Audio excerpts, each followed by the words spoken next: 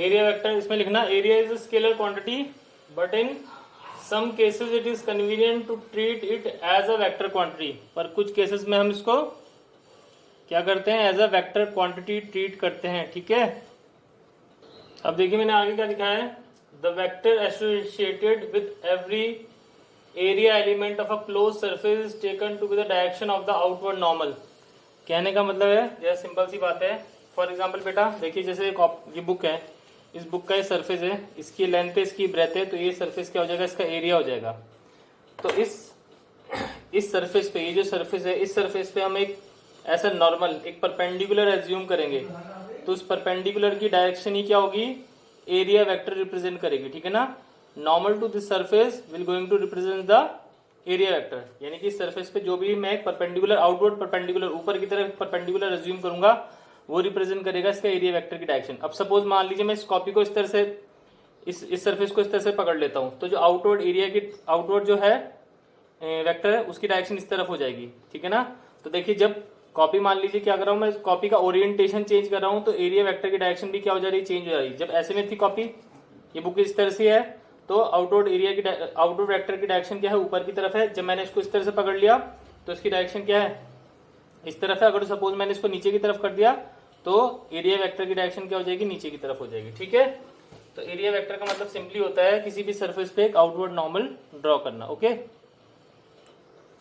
अब सपोज क्या है, जैसे मान लीजिए कोई सरफेस था, इस सरफेस का मान लीजिए एरिया, जो इसका एरिया का मैग्नीट्यूड रहा होगा वो रहा होगा डेल्टा एस। तो जब हम इसका एरिया वेक्टर ड्रॉ करेंगे तो एरिया वेक्टर क्या होता है, सरफेस पे परपेंडिकुलर जो हम ड्रॉ करते हैं।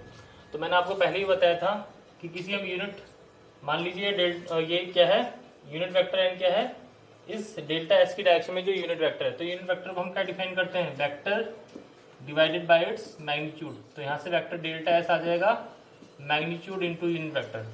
तो an area element vector delta S at a point on a close surface can be written as, जो एरिया वेक्टर हो जाएगा डेल्टा एस, वो कितना हो जाएगा, जो एरिया का मैग्नीट्यूड हो जाएगा into unit vector in its direction. ठीक है, इस तरह से हम रिप्रेजेंट करेंगे किसी भी एरिया वेक्टर को।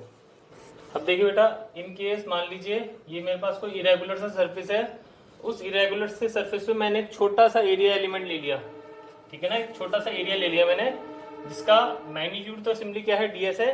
तो उसमें मैं एरिया एलिमेंट किससे रिप्रेजेंट करूंगा, वेक्टर डीएस है, डी और एस पे वेक्टर का साइन लगा देंगे, तो ये कितना हो जाएगा, DS magnitude into unit vector. ठीक है, इस तरह से भी हम रिप्रेजेंट कर सकते हैं, जहां हमारे पास एरिया एलिमेंट क्या होगा, बहुत छोटा सा होगा। ठीक है बच्चों, अब देखिए बच्चों, जो अगला टॉपिक आता है वो है हमारे पास इलेक्ट्रिक फ्लक्स। इलेक्ट्रिक फ्लक्स का मतलब होता है electric flux over an area in an electric field represents the total number of electric field line.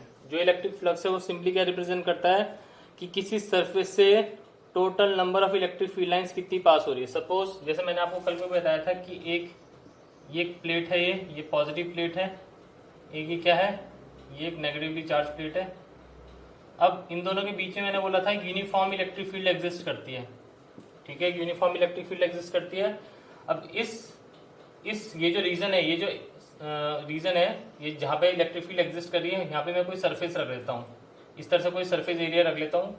ठीक है ना, तो इस सरफेस एरिया से जितनी भी इलेक्ट्रिक फील्ड लाइंस पास हो रही हैं उसको हम क्या बोलते हैं, इलेक्ट्रिक फ्लक्स। इलेक्ट्रिक फ्लक्स का मतलब सिंपल सा होता है the total number of electric field lines passing through a surface. किसी सरफेस से जो भी total number of electric field lines pass हो रही है that is known as electric flux. Okay.